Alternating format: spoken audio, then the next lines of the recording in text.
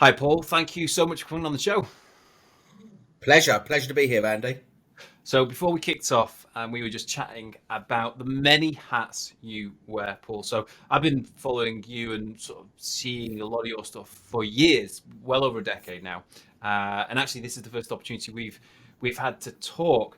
Um, but for perhaps some of our audience who don't know you, or maybe have only seen you in wearing some of those hats, like for example on Channel 5 and on Mm. TV programs you've done, could you tell us a bit more about yourself and what you do in the property world? Yeah, no, definitely. So, yeah, my background's a little bit different. My background, I started in the legal profession, left school, no qualifications, ended up working for a law firm in Brighton as an outdoor clerk on 4 grand a year in 1987. So, I am a lot older than you, Andy, unfortunately. 4 grand a year. But Wow. 87, yeah. What year were you born? 86. 86, so you were 1 year Yeah. old when I started work. That Yeah. makes me feel a lot better. So, yeah, so I started working in law, worked for a couple of law firms, worked in the recession, late 80s, started to do landlord and tenant. Then I wanted to work, I was always very entrepreneurial, I was always a real grafter, didn't come from any money. And then I set up a private investigation in a bailiff company. I was a certified bailiff. I did that mid 90s. And then I met my old partner in Landlord Action, who was a portfolio landlord and letting agent. And I evicted best part of 20 illegal immigrants in a 3 bed house in North London for him. Did it all through fixed fees, and I worked with a firm of solicitors at the time. And out of that, Landlord Action was born. And we started that in 99, 2000, literally millennium. And the buy-to-let boom started in 2003. And then I fell into media, writing content, public speaking, do lots of public speaking. I get booked to do loads of events for landlords and letting agents and all different types of things. Ended up doing TV and radio, only purely because it was a good mechanism to bring in business and educate. And then I started really enjoying training people. And then we did evictions for fixed fees and a free advice line, rolling that on to 21 years later. 2017, I can't remember now. So 2014, we became a firm of solicitors regulated. So it took us a year to become regulated firm solicitors. 2017, I sold Landlord Action to Hamilton Fraser, who I'm now part of a big organisation. We've got 240 staff. I'm a chief commercial officer for the group. And we own lots of well-known brands in the private rental sector, which a lot of your viewers, listeners would have heard of. So we own My Deposits, we own the Property Redress Scheme, we own Client Money Protect. They're free government-backed schemes. Our core business is landlord insurance. We're very strong in HMO insurance, and we are the partners with the National Residential Landlord Association. We have a deposit replacement alternative. We've got a letting agent advice line. We've got mortgage brokers. Obviously, Landlord Action. We've got 16, 17 staff in Landlord Action alone, but in the whole group, we've got 240 staff. Landlord Action is very busy now, as you can imagine, post coming out of COVID. So people know me with evictions, and I'm known in the industry as the landlord's friend. But I do a lot of campaigning for landlords, and obviously, I also one of the businesses that I run and oversee is Landlord Zone, which is one of the best and biggest, well-known landlord breaking news sites, where we have an editor, Nigel Lewis. So yeah, we've got a referencing company as well. Forgot about that, called Tenants. So we literally we act. We got the best part of maybe half. We act across all the brands for about 500,000 landlords and 23,000 letting agents. So my job is quite varied. People in the street, Andy, think that I just evict tenants day in, day out, but I don't. But when I get stopped and they say, "Oh," and obviously I just do that for the cameras. Well, I mean, if there was any doubt at all about who we had on the show today and what we were talking about, it's very, very clear, Paul, that you are somebody who really knows their stuff, and I'm pretty sure it's probably earned their stripes as well. I bet you've kind of seen it all over the years, haven't you? Yeah, I've seen quite a lot. It. You know what? When I do the so I talk about the film here. So when I used to be a bailiff, that was I didn't know what I was doing from one day to the other, and that was quite hairy. I mean, I've been chased with a baseball bat. I've had a gun pulled on me. Wow. Trying to repossess a racehorse once, believe it or Wow. not. I used to collect council tax, business rates. I used to do. I did all this when I had no money, and I'd get paid like 70 quid to go on 3 different trains across London to serve papers on someone. I mean, literally, I remember the tough times, and I think everyone goes through tough times. You have to remember those to enjoy the good times. But yeah, I mean, and then obviously the filming side of things. I filmed a 6 series before lockdown, before March 2020. Literally did 1 day's filming, and then lockdown happened. But I'd already filmed the series, which was about 7 months filming, which is about the best part of 12, 14 stories. And And that's the that's 6 Channel series. 5, Paul. Yeah, Yeah. Channel 5, Nightmare Tenants, Slum Landlords. They repeat it all the time. It rates really well. And they the 6 series came out. But I've actually just finished another program. Actually, I don't know when this podcast is coming out, but I've got I'm on the Tonight program for ITV, which is coming out the 24th of February at 7:30. Oh, definitely something I think for us to keep an eye out for then. So it's a really interesting direction you've taken through property, Paul, and this is already a very unique episode because most of the people on our show tend to do stuff that's kind of fairly closely anchored to actually buying and selling and investing in properties. Is that another hat that you wear? Have you got your own portfolio and do you have your own stuff? I've got a couple of properties. The thing is, my biggest regret, I know it sounds really stupid, is I didn't build a property portfolio. I mean, look, it's all the money that I had in the business. I mean, I went through. I remortgaged my house. I set my business up. I did it. I went on a real journey. There's loads of stuff I've missed out naturally, but building a business and building a brand and doing stuff. But I've always been a grafter. But I didn't. I had opportunities. I had some big opportunities. The same old story to one of my oldest pals is maybe the third biggest landlord in Brighton, and I could have done stuff with him early in the 2000s.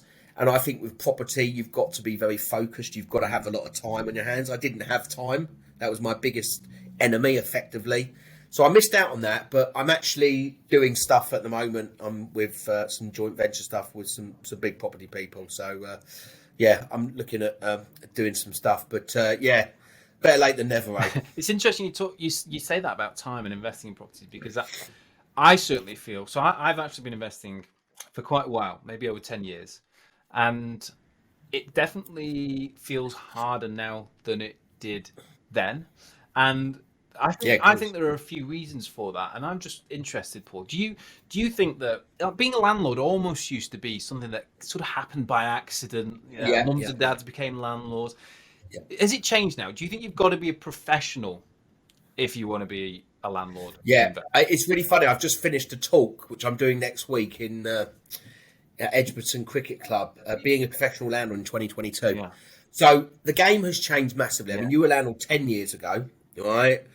The buy-to-let boom started 2003. People forget, and you'll know this, Andy, from starting 10 years ago, landlords have very short memories.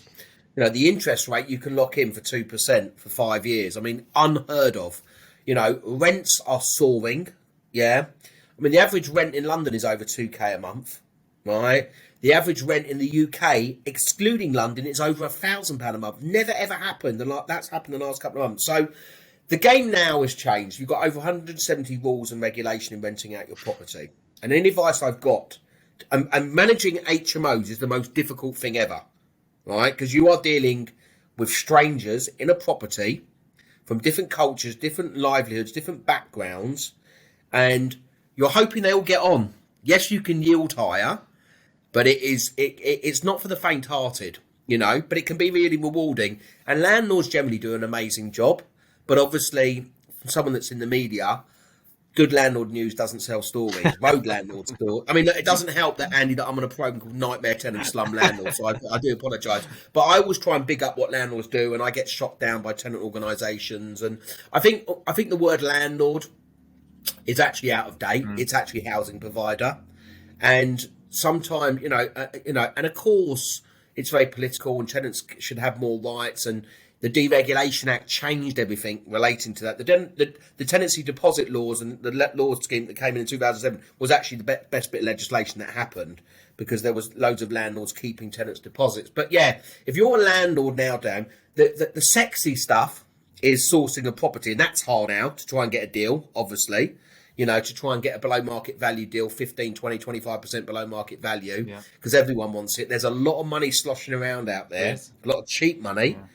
Yeah. And the reality is for 2022, coming out of 2 years of lockdown, and forget about Brexit because people don't even talk about that now.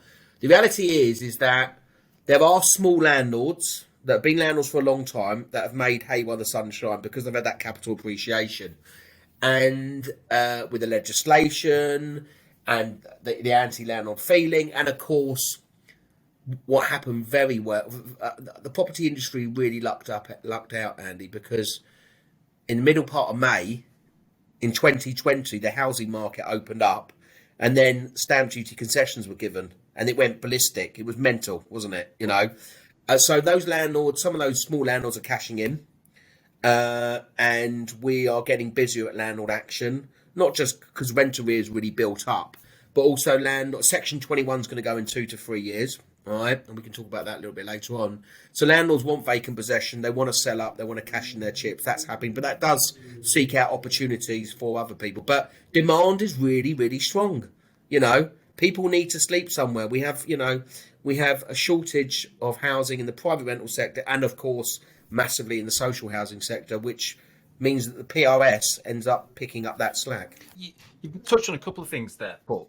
This idea that the term landlord, and I think that association that's attached to it is outdated. On more than one occasion, I have had the Daily Mail sending me emails about, one example was in the middle of one of the pandemics, and a lot of our tenants, as I'm sure you know, were asking for the rents back, and they wanted to leave that, and we're saying, look, no, you can't do that, just follow the guidelines.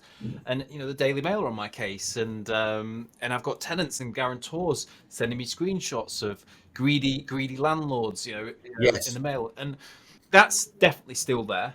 And that sort of attitude seems to still be there. And then when you look at what you just said, which is the PRS needs more accommodation. Fundamentally, we've got a shortage of housing. We need more space. We need more properties. And in my opinion, which is obviously biased, but rooms and shared houses is a method of being able to do that. And I know lots of people who do a really good job, and of course, a lot of people out there doing a very bad job. And I'm sure you know far more than I do. But the HMOs in particular, there's a real anti-HMO sentiment, not just from local communities, but from local councils. And it's very tough for HMO landlords and investors. And I think we always feel like we're treading through treacle. Well, is this something that do you agree that HMOs and rooms are a solution to part of the problem? 100%. Look, the reality is there's many tenants out there in a lot of different work industries, and are on lower pay, that can't afford to rent single dwellings. I'm talking about self-contained one-bed flats, even studio flats, right? So they have to look at HMOs. And it depends what HMO you're in. So you could be in the student, you could be in the professional, and you could hire yield. You could naturally be in the social housing, housing benefit market, horses for courses. The reality is that this is a business, and every landlord should have a business plan. They should have an exit strategy, whether it's a 5, 10 year, 15 plan, because we know that buy-to-let is a long-term strategy. But landlords generally have to up their game, okay? You have to know who your competitors are. What doesn't help, and it is outdated, and it is archaic, is the HMO licensing laws, right? Because, of course, I know all about enforcement because, I've even shadowed, I've written a blog. You can find it on Landlord Zone. I don't know when it was, even before lockdown. I shadowed Harrow environmental health officers, because they're on the show with me on Nightmare Tenants. And they have a thankless task, and, a landlord paying £500 for 3 years, for licensing. In London, there's 32 different boroughs and there's 32 different licensing laws. It's ridiculous. So that needs to be looked at. The good landlords abide.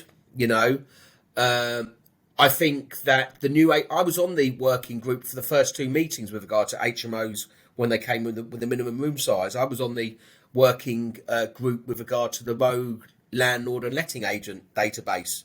And I said, and they were talking about banning orders. I came up with some ideas. I gave out ideas also. I was involved in the retaliation eviction and the Form 6A, Section 21. 2 of those ideas were actually, 2 of the laws, part of those laws were actually my ideas. So, the tenant is the consumer, right? And until some of those landlords realise the tenant's the consumer, then you'll build up a better relationship. And there's 5 things that keep a landlord awake at night, Andy. Non-payment of rent, voids, repairs, okay, government legislation, okay, and taxes. True.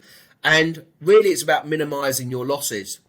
But I think with HMO landlords, especially coming out of the pandemic, they got hit the hardest, and they were in the group of the resi landlords that got hit the hardest. The student market, the first year tenants not returning back, guarantors trying to get out of tenancy. And I'm sure you would have heard that. Yeah.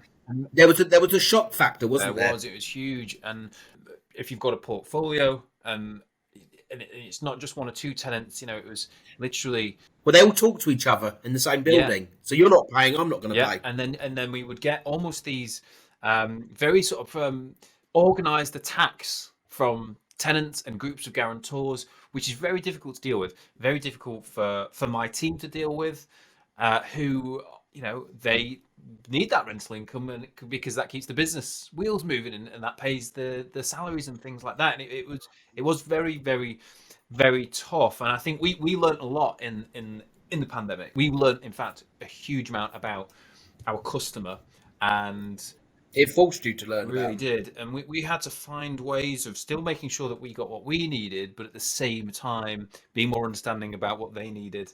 And it was a steep learning curve. We actually managed to collect everything, but I think our workload doubled for a good period of time as we were. Well, you would have done, because the thing was, it was people being put on furlough. What we were very lucky with an economy is, furloughing only stopped last September. I mean, God knows. I mean, the money's got to be paid back somehow, and that's going to be decades away. But I was working with Ben at the NRLA, and we looked talking about tenant saver loans and all that type of stuff. But there were 6 million people in universal credit during the pandemic. So the government said, look, we were paying this money. I think, I did see some really great things that happened between landlords and tenants. We even set up a section on Landlord Zone called Landlord Hero, where we heard some great things of landlords giving rent-free periods, someone doing, giving obviously nurses free homes, and doing paying for groceries, and coming together. And that did happen, and I think that changed a lot. But then I saw some landlords acted in a really poor way towards their tenant, being quite aggressive. But the problem is also you had tenants that were taking advantage and taking the piss, pardon my French, right? We saw a lot of that, where people they wouldn't give proof that they were on furlough, or they were getting X amount, or they lost their job.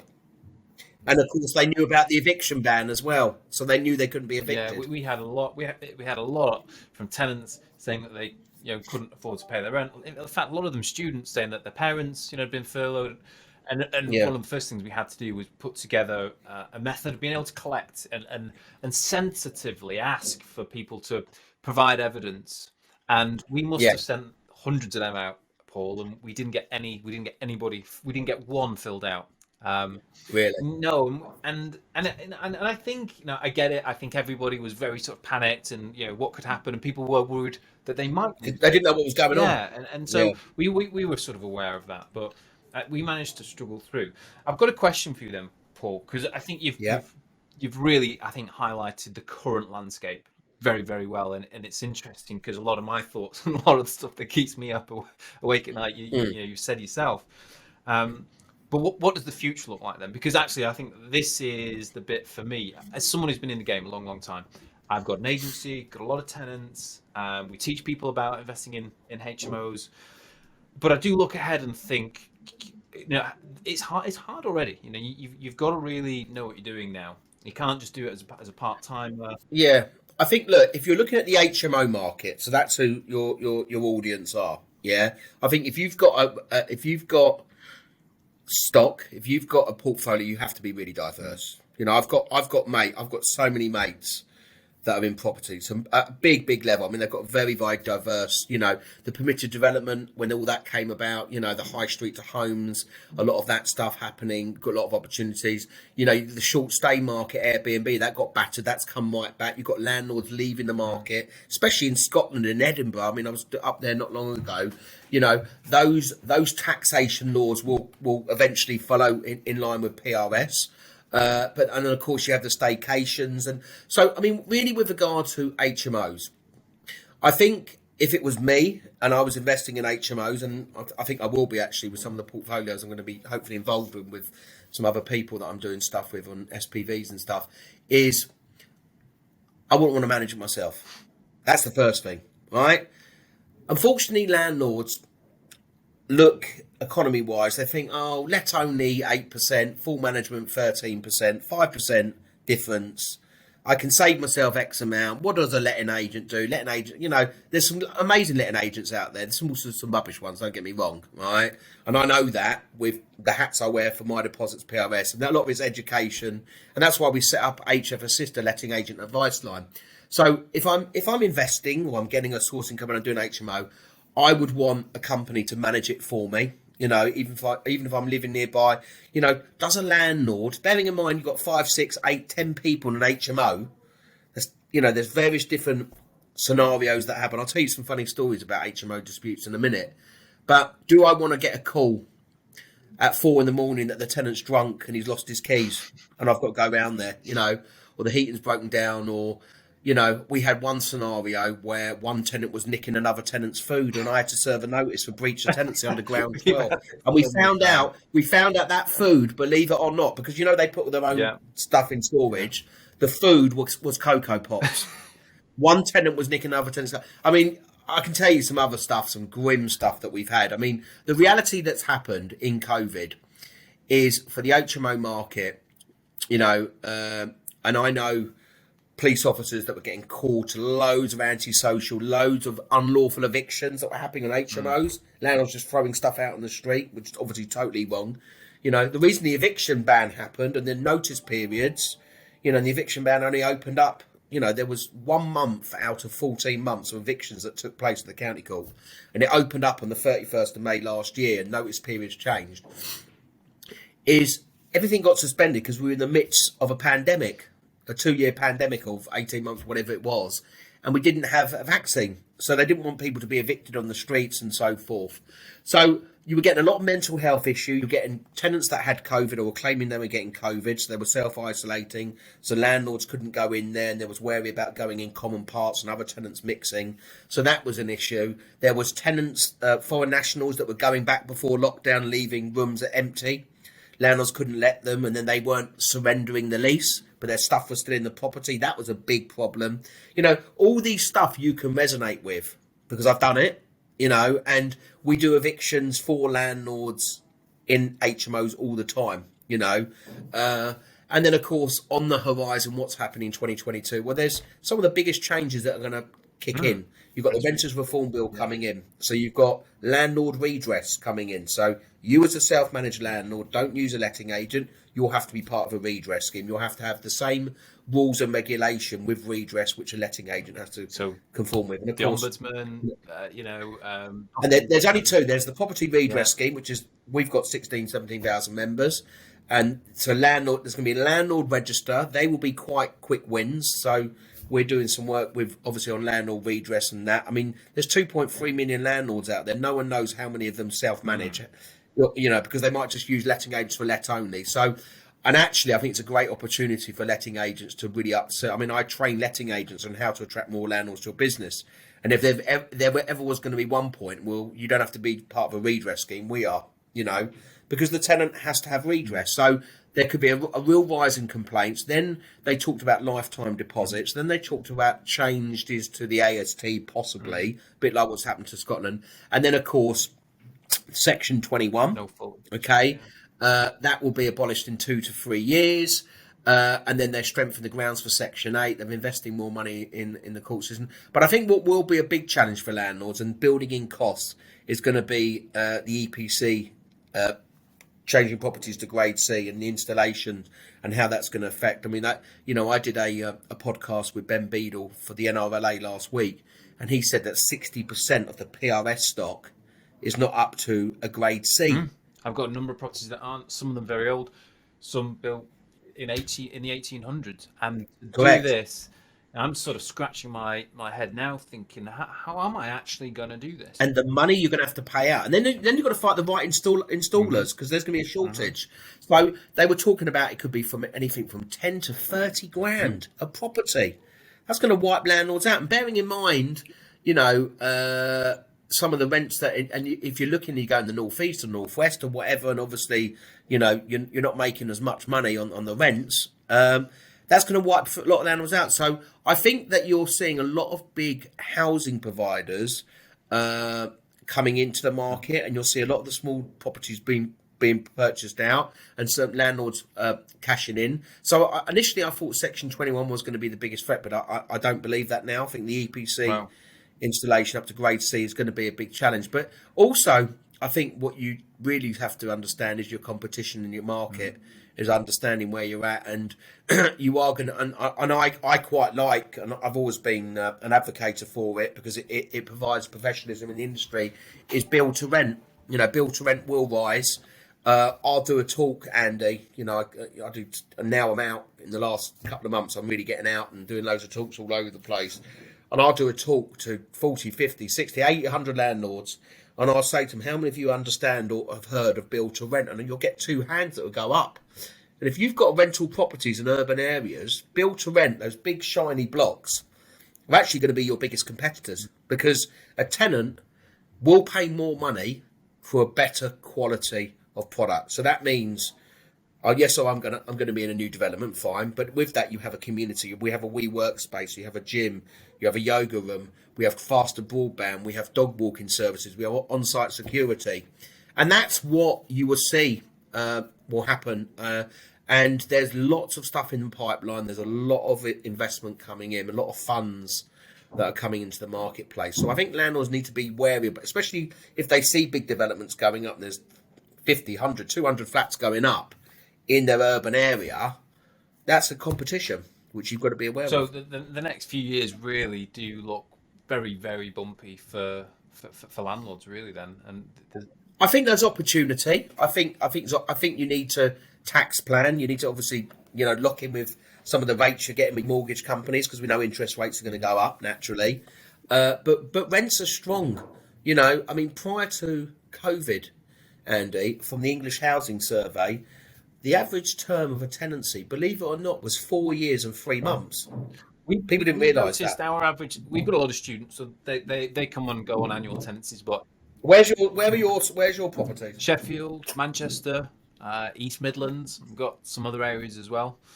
Right.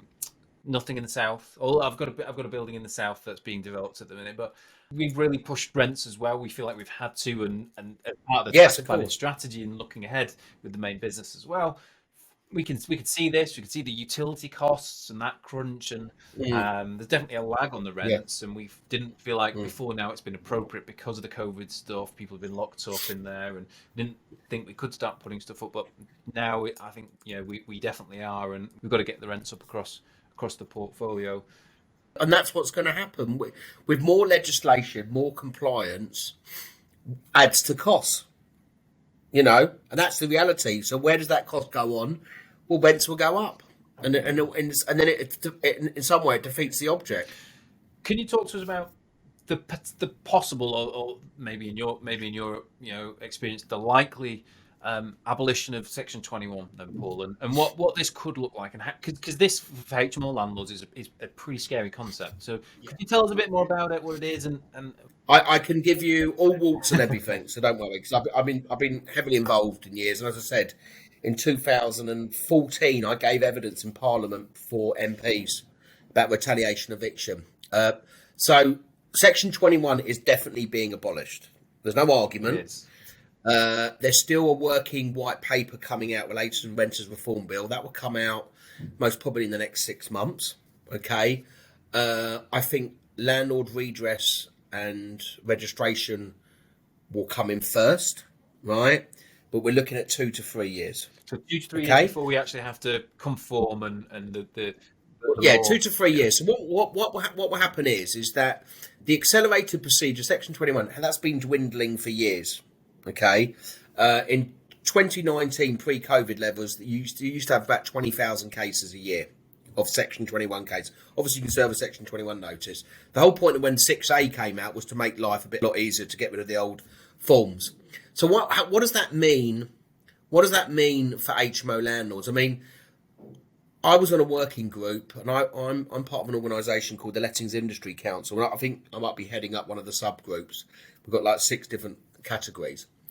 A big issue why landlords use Section 21, especially for HMO landlords, is antisocial behaviour, which is a massive problem. Yeah, I'm sure you've had that. All right. So what do? There's a 12-month tenancy. There's no break. Yeah.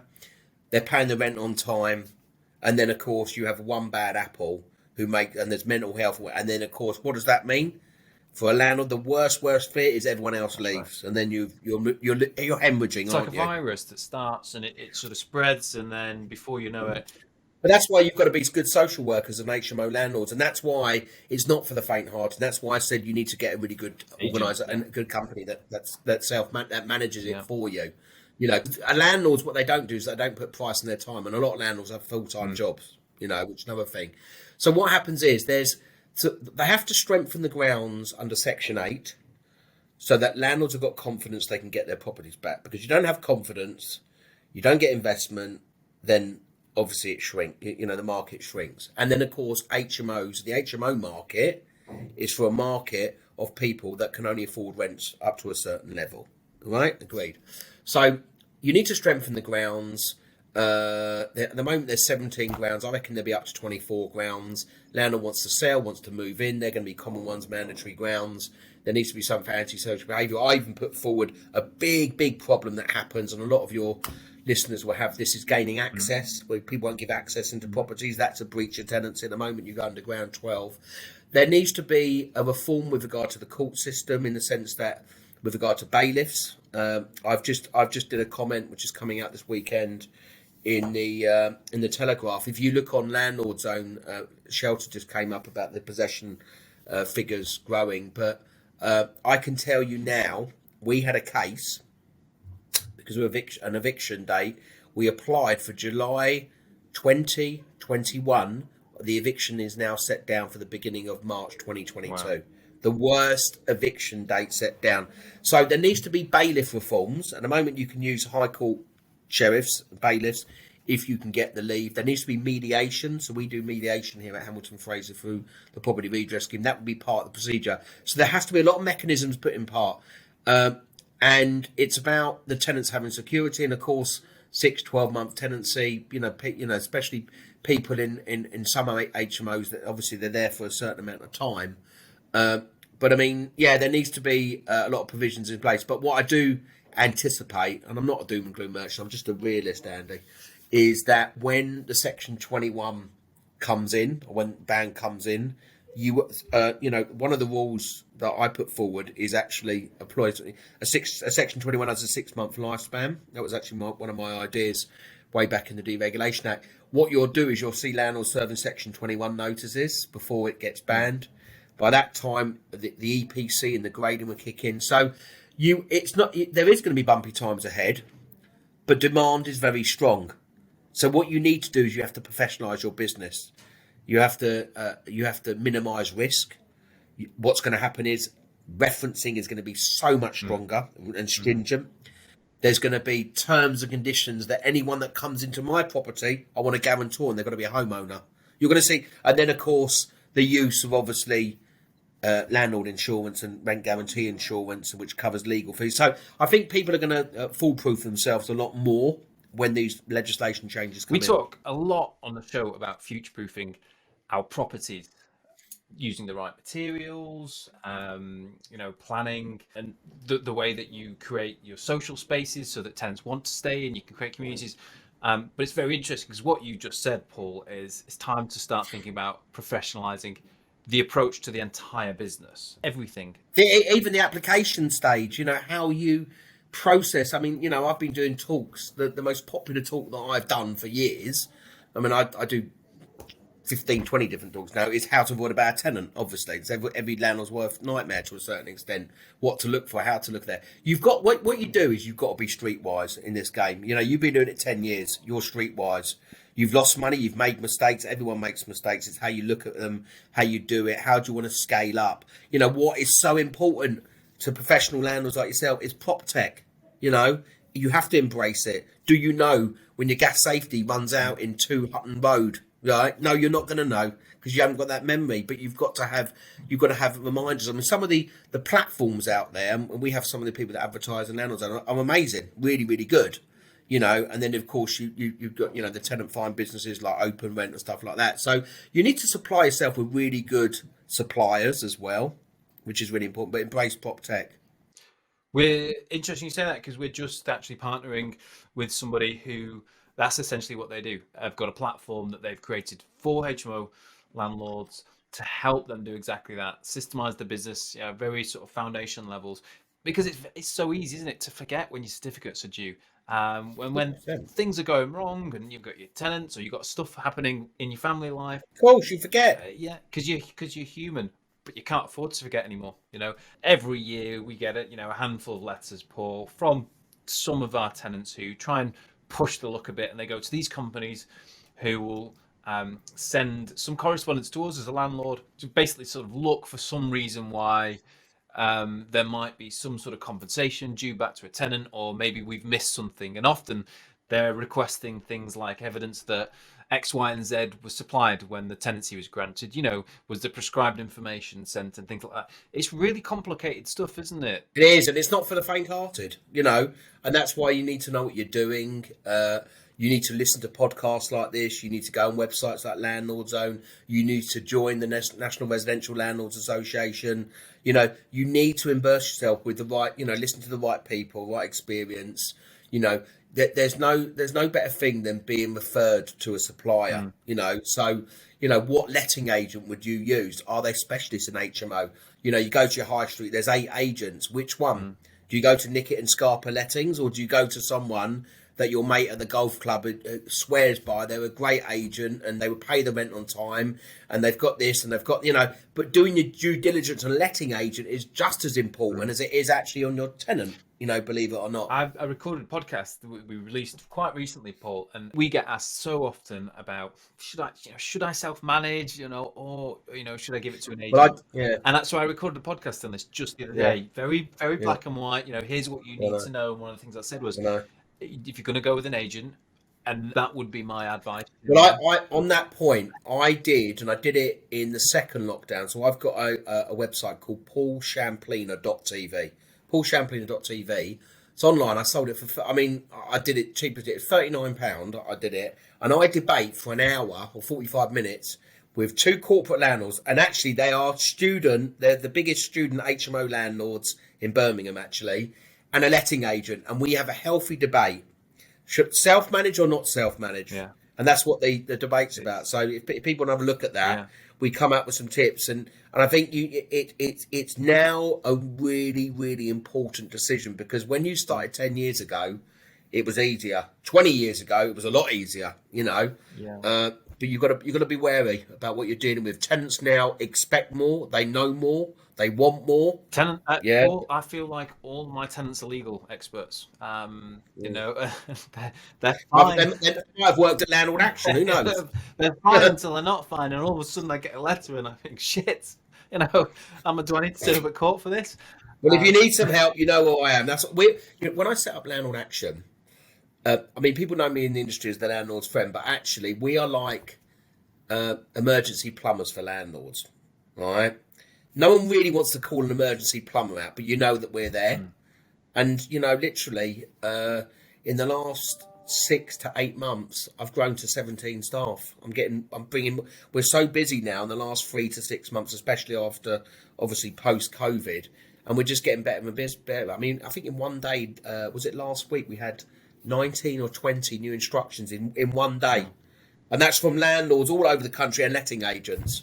So, I think this is a great segue into how we're always looking for people, Paul, who can help our community. And this is one of those areas where a lot of people, including myself, really wouldn't know what steps to take next. So as HMO landlords, the sort of tenants we've got: students, professionals, people from social housing.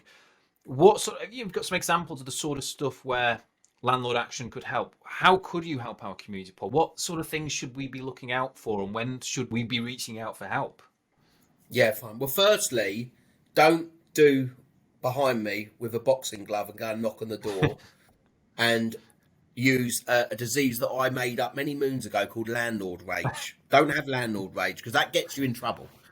You have to be professional. So, firstly, you'll have your credit control procedures. We're talking about non-payment of rent or how you deal with complaints, or if there's issues with regard to repairs, deal with them. Don't bury your head in the sand because they just escalate. And all it does, it opens you up further down the line if you do need to try and evict. They defend and counterclaim. Have everything documented. Yeah, I was going to say, so things like rent change procedures, records of your calls, records of conversations. Correct. Just paper trail it or WhatsApp it, whatever. You print them off. That's important. If they didn't give you access, explain how they didn't give you access, show the letter, all that type of stuff. Then, of course, if they haven't paid the rent, a month and a day is 2 months' rent arrears. Okay? By that time, you would have chased it. You'd have done some calls. You'd try and do this. Speak to the other tenants. I think what you need to do is you also need to make sure you're not deemed as harassing. You're going back and knocking their door at 10 o'clock at night. You've got to be...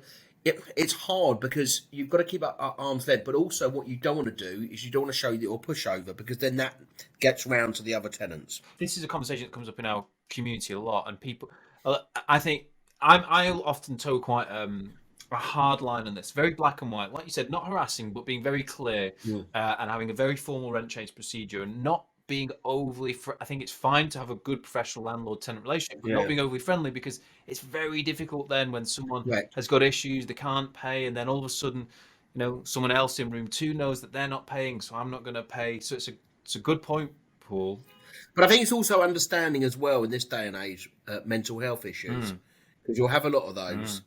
And it's hard, I mean, as landlords, but especially as HMO landlords, because you are in the mix, is, effectively being a part social worker is actually part of the territory now, with what's happened and coming out of COVID and all that type of stuff. So you need to be stern. You need to diarise your letters. You need to make calls. A good time to call a tenant is maybe 7, 8 o'clock at night, maybe on a mobile number that they don't recognise to catch them in. Yeah. Try and agree a payment plan. Do the right thing because that mediation stuff's all going to come in the future about working on mediation plans to avoid court cases. And then it comes to the point of no return where you've given the tenant chances. If they're plausible and they're honest, they will be honest with you. And everyone deserves a chance. Everyone falls on hard times. I'm a firm believer in that. A good tenant doesn't turn into a bad tenant overnight. There is a course. And there was a process before we get instructed at Landlord Action. The landlords have tried to do their utmost, or the agents are trying to do their utmost.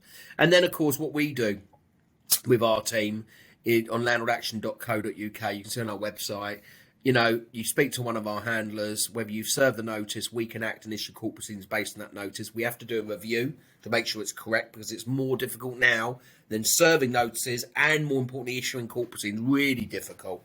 I mean, I issued my first possession claim in 1991. That's how old I am. You can imagine how easy it was then. Now it's really difficult, the provisions that are in place. And then, the process now, I mean, the courts are dealing with backlogs. Depending on the court you're at, most landlords will never, ever have to go to court. Some of them might have to serve a notice or they might have a deposit dispute. At My Deposits, we had over 10,000 deposit disputes last year. At end of tenancy. I would say about 40% of our student tenancies dispute something at the end of every year. And who are you with? My Deposits. Oh yeah, good. Yeah, we are. I mean, we've literally got a team of 120 staff. Yeah, in the My Deposits. I mean, it's crazy. So, end of tenancy, and then of course, if you get your judgment, the reality is that if you're owed money by the tenant and you go to court and we get a possession or we get money, we've even got a debt recovery department that's busier now than ever because we've got landlords that have got over 12 months rent arrears, more than ever because of what happened with COVID. And we're having landlords thinking, you know what, I'm going to enforce it. I know that I won't most probably collect my money because the tenant doesn't have any assets. Going on social media, going on LinkedIn, that gives you a little bit of a chance to find out if they're still working. But then, of course, you have to find out where they've moved to. Yeah. But actually befriending the other co-tenants in the property will help you to get some information, find out when they've left, getting information on the individual. Then that might help you trace the individual. And then, of course, if you do enforce the money order, it becomes a county court judgment, Andy, and then it shows up on their credit rating going down, because a lot of tenants do aspire to eventually one day be able to try and own a property. And if they've got a judgment on their credit rating, they want to get that taken off. So then we have had scenarios 3, 4, 5 years down the line where a judgment was obtained and then the tenant, through a mortgage application, has been knocked back and they need to try and pay it off to build up their credit rating. Right. I think one of the big struggles for a lot of our community are, we've already talked about it, but it's those tenants who maybe they're paying their rent, and that's fine, but maybe they're being very problematic in the house, upsetting the other tenants, maybe antisocial stuff, maybe stuff that isn't necessarily worthy of calling the police for, but still, how do landlords and HMOs go about managing this one, Paul? That is your best question of the day, Andy. And I'm going to send you a landlord action stress ball purposely I need because of this question, because it's a very appropriate and apt. So I think relationships are really, really important. And we touched on mental health. I mean, the biggest complaint that you get is you've got tenants there smoking weed, right? And then obviously the smell and it's affecting and whatever. And how do you deal with it? Now, reality is you can threaten and serve a notice, but you've got to be stern because you have the house rules. The house rules have to be abided by. And then people staying overnight or parties, which is a big problem, and whatever. So how do you deal with that? It is about comms, right? And it gets to a certain extent where there could be fracture situations. There could be situations where other tenants are afraid naturally. That's why antisocial behaviour, when you go to court, they don't want to sign witness statements because they're too afraid for themselves. Then a lot of the scenario is you mediate. You do a deal and actually pay them to leave if you have to. Doing deals. Here's your deposit back. Yeah, I'll pay you $1,000, whatever. Do a deal, get a deed of surrender done. Take action swiftly. Avoid paying landlord action and losing 6 months' rent because it takes 6 months to evict the tenant. That's common sense. Be clever. This is what you should do as well. You've got guarantors, but also what you should do is you should have next of kins as well, which are normally parents. Reach out to the parents, reach out to family members, get them to speak to them. We've had scenarios where tenants have been arrested, end up in prison. You don't know anything about them, or something horrendous has happened to them, or they've gone travelling, or, getting information is another issue, which is a big problem for HMO landlords. So trying to reach out to them. But you've got to try and do deals. This is business, to try and get vacant possession and avoid court at all times. Yeah, it's it always makes me laugh. People talk about being a landlord and this idea of passive income, owning properties, and this. Okay, it doesn't happen in every property, and I'm thankful for that, but it's happened enough for me to know that it's definitely not a way to make money, with your eyes closed in your sleep. But you just get better at it. It's like any it's experience, isn't it? You get better at it. You know it. You get better. You get a thing that you get which you wouldn't have had in the first 2 years of your business, called gut feeling. You'll have a gut feeling when you meet your tenants or you have the right people and how you do it. This is business, and as you scale up, you have to have your systems and process in place. You have to have a really good right-hand person or a good managing agent that's there to deal with it, making sure that they are implementing what you want of your T's and C's, your business T's and C's, how you want for, what type of tenants you got. Are you going for the young professionals? And is that what's abiding? And actually, are these individuals all going to get on with each other? That's really got to play. Sometimes, you'll get an agent that just wants to put a tenant in because they want their fee.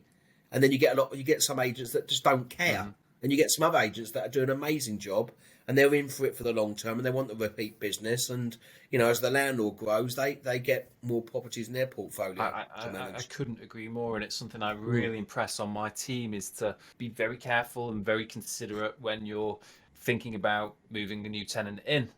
Are they the right fit for the rest of the house?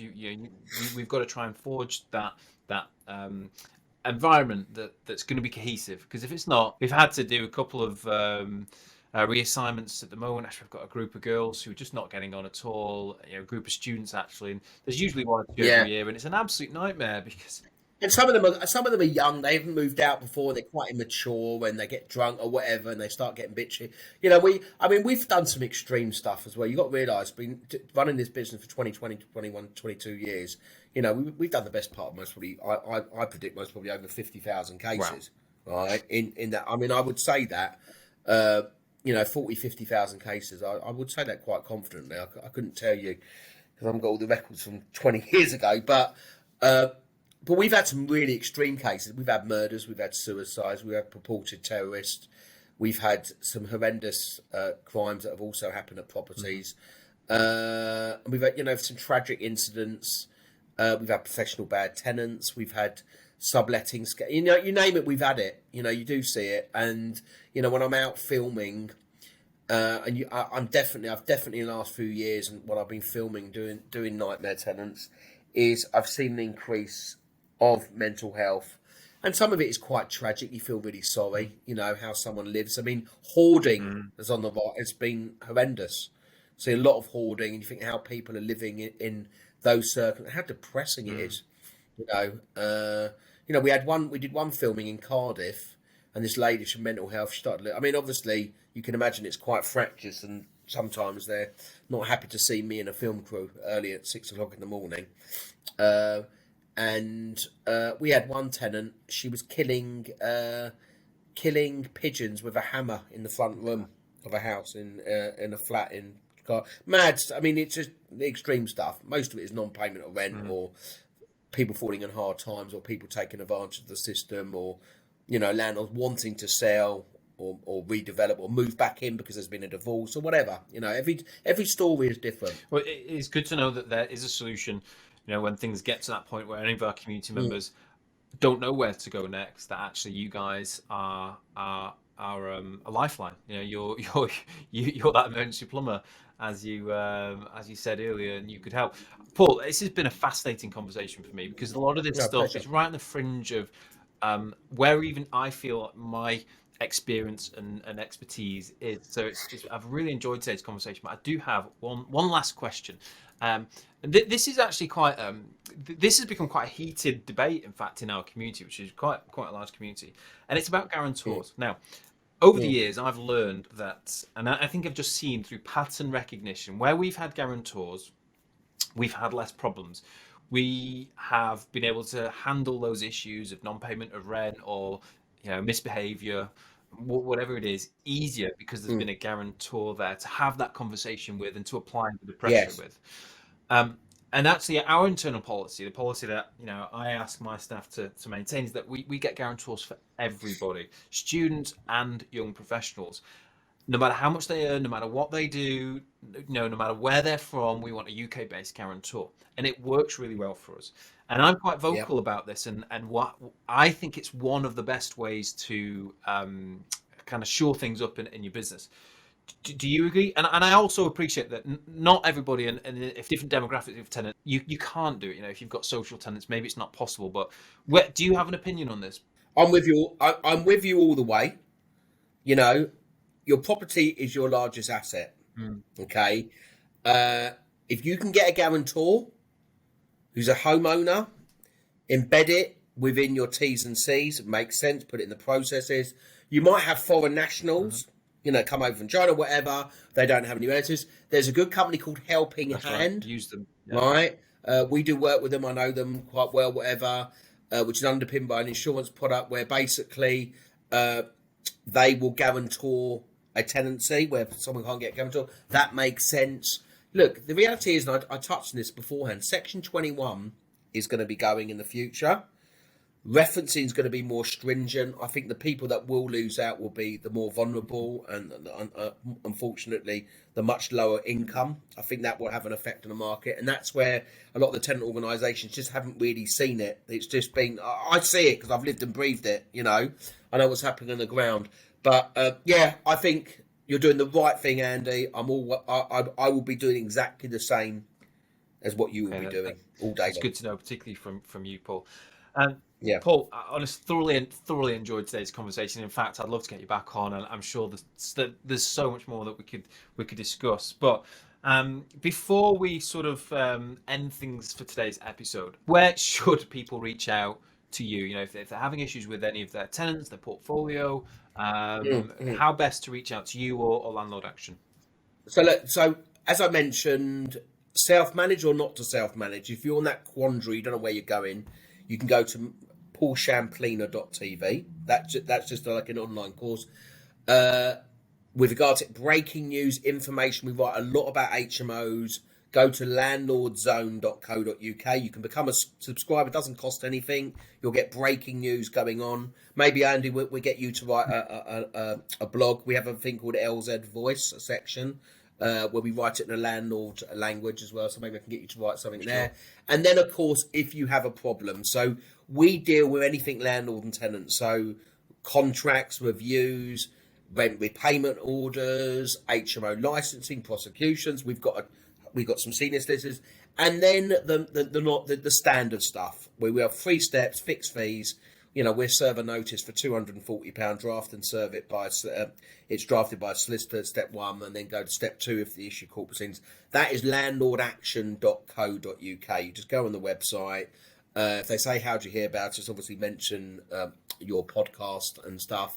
But yeah, you use us. We're there when you need us, as and when you have a problem. But I do recommend guarantors, having rent guarantee insurance. It makes sense. Paul, thank you so much for coming on the show. Like Pleasure. I said, thoroughly enjoyed it. And yeah, thank you very much for coming on, sharing all of your experience and wisdom with us.